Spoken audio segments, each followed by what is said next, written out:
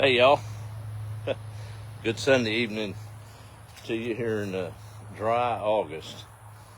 Y'all know what that is? Some of a certain age will. I never had to use it. It's been there a little over 60 years or so. Old outhouse. What's that got to do with anything? Well, I was thinking about that. I do along the way in this dry August heat, and trying to get a garden rolling for fall. Never done that for fall before. At least not in the middle of the summertime here in East Texas. But I did it just the same. And it hit me along with some things I'd heard and things I've been thinking about the little things, the miracles along the way that we miss so oftentimes. Heard several preachers and different speakers talking about that. I know we fall into the trap of not being thankful for some of the little things, don't we? Yeah, I know I do it. It becomes kind of a mantra that we don't pay attention to about being thankful with the little things. But I got to studying, got that old sprinkler running up here, a sign of running water on this place. It hadn't even been 100 summers since running water wasn't a thing in rural East Texas. And I guess you didn't plant a garden in the summer because it wouldn't have made for lack of water unless the good Lord sent enough rain to do so. Feeling blessed this evening with something as simple as running water. The little things, right? They're miracles in themselves. Without the good Lord inspiring the intellect at some point in our journey to figure that process out, we'd still be at mercy of the rain and traipsing out through the weeds and the bugs in the evening to go to the outhouse, wouldn't we? A lot of little things. It says in the good book, we'll wax unthankful in the latter days of this old earth, and I think we have, for sure. It brought to mind a story I'd heard here recently about an old king that called his counselors together. He picked out his wisest one and wanted some type of proof of the miracle of God. He believed in God, but he wanted something miraculous to manifest itself. Well, the counselor chose not to do a wave of quick magic necessarily, and he took the king out in the courtyard where the garden was with 4 little acorns.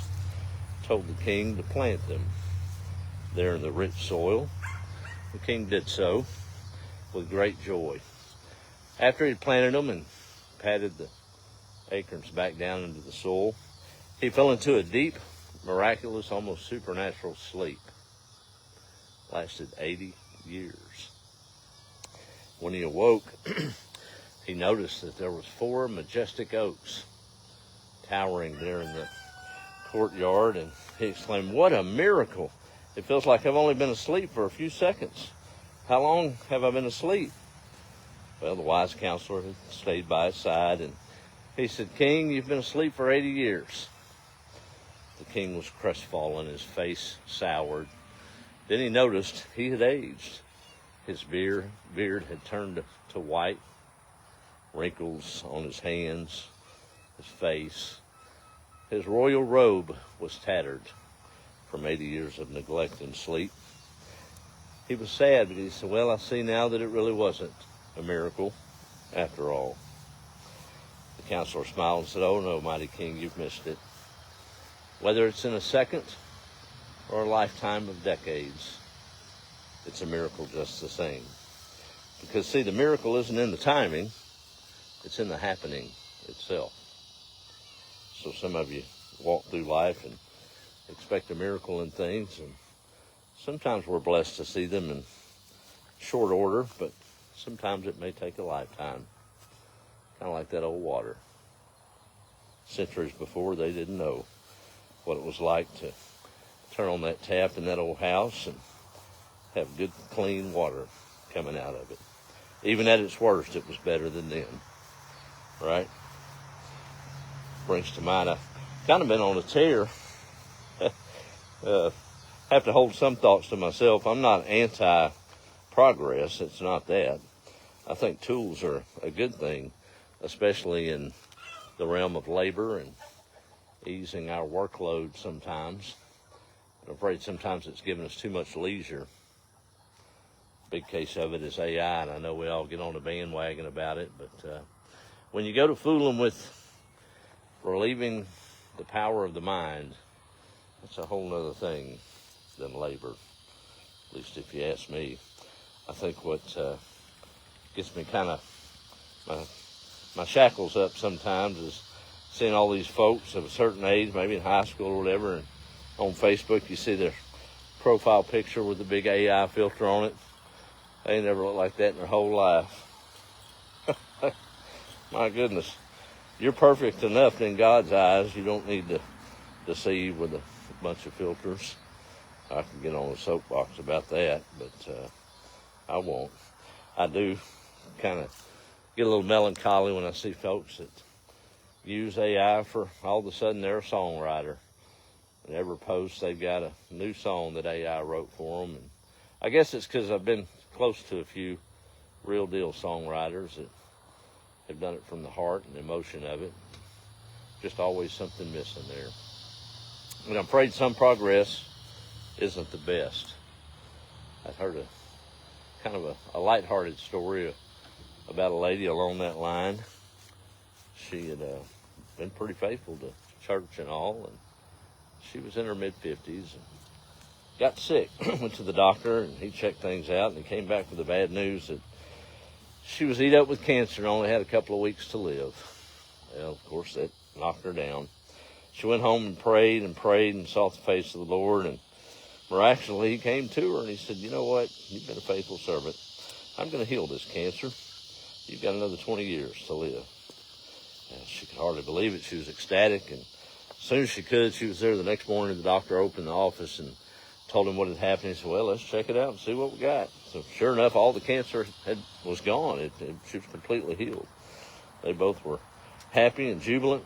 She left the office and said, you know what, I've got a new lease on life. The Lord smiled on me for another 20 years.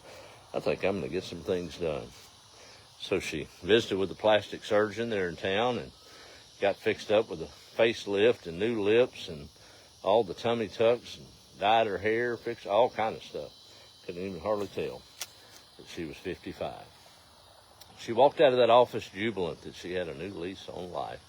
Was crossing the street, and lo and behold, a bus ran her over, killed her dead in the street. Well, there she was at the pearly gates raising a ruckus, wanting to talk to God. Peter said, he's busy. She said, I must talk to him. This has been a mistake. So he rang up and said, Lord, this lady down here wants to see you, insisting about it, that she doesn't belong here yet. So the Lord granted her request, went down to visit with her, and she said, Lord, I prayed to you a few weeks ago, and you healed me and said that I had another 20 years to live. He kind of looked at her a little strange. He said, oh, goodness, I didn't recognize you. Why can't we just be genuine and real? AI will do a lot of things, won't it? It'll never be scared of the dark. Doesn't have the ability to feel. I pray it never does. Thinking a lot about wisdom versus learned intellect. It's I'd much rather talk to an old farmer about things and look it up in any book. There's a lot of things I've learned planting this thing this summer. I'll tell one on myself. I'd so used to planting in the spring, just sow the seed, and Lord's creation does its work. In a few days, that pea plant comes on up, no problem. Then it's about keeping it moisture and get it on up to make fruit or vegetable. Well, I did so with the corn. I'm on my third planting. Did the same thing I'd do in the spring. Got irrigation, so I wasn't worried about it. As soon as it come up, I'd go ahead and keep it watered. Well, 3 or 4 days went by, no sprout. Another week went by, no sprout. I mean, what's going on? So I put the soaker hose on one section of it and left it on all night. Gave it a good dousing. Next day, I had sprouts up everywhere, and that's when I realized that it's a different time of year. there's not enough moisture in this soil in July and August. And some of y'all may laugh that no, but simple mistake.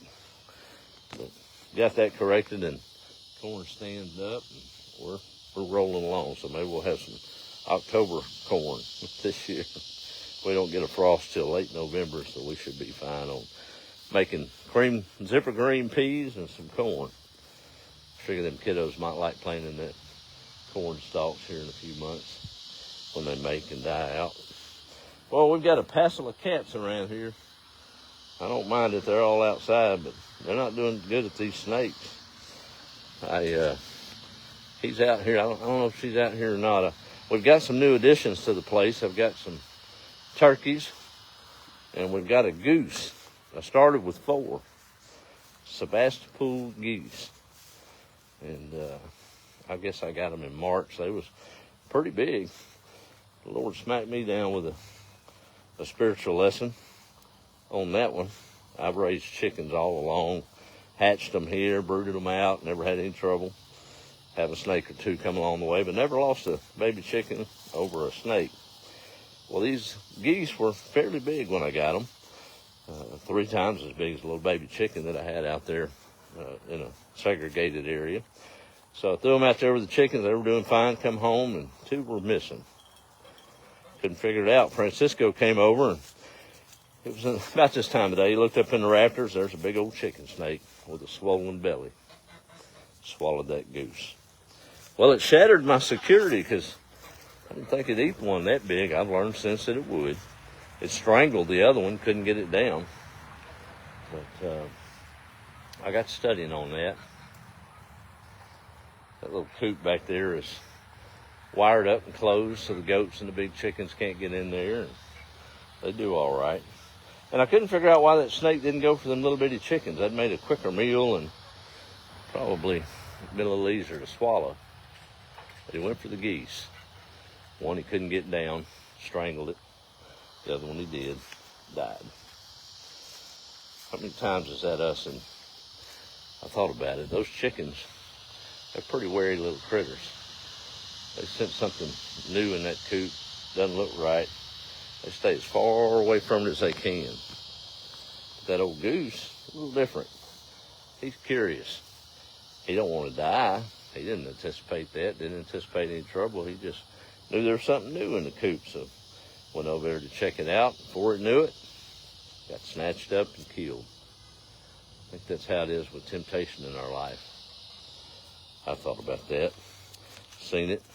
Oh, it won't hurt us a little bit. We go over there and kind of greet friends with that little snake. And can't bite us, can't hurt us. And before we know it, we're swallowed up and dead inside with the wrong choices. So I reckon it's better to be a chicken than a goose. But we have one make it all the way, and she's doing okay. That's Miss Bonnie right there. And I got a turkey. No, that's not a pterodactyl, but it sure looks like one. We got 4 of them. They want to get in and nest up for the evening, so we'll let them do it. There you go. Y'all go on in. Here comes the other 2 pterodactyls. Y'all want to see them? And Dolly, making sure nobody dropped any food that she can get. Oh. All right, well, thought I'd check in. It's been quite a while since we did a live together. I don't know why Facebook's got my face so close to the camera. I got it at arm's length. Guess I'll sit down here and see if I can see who's on here and check off for the night and get ready for the work week. All right? Let me find my glasses if I can. Have to put the goats up here pretty quick. I'll let a buddy of mine borrow 4 of them. He's going to release them out in his back 40 and let them do some brush clearing. So we're 4 goats light this evening. Yeah, but that's all right too.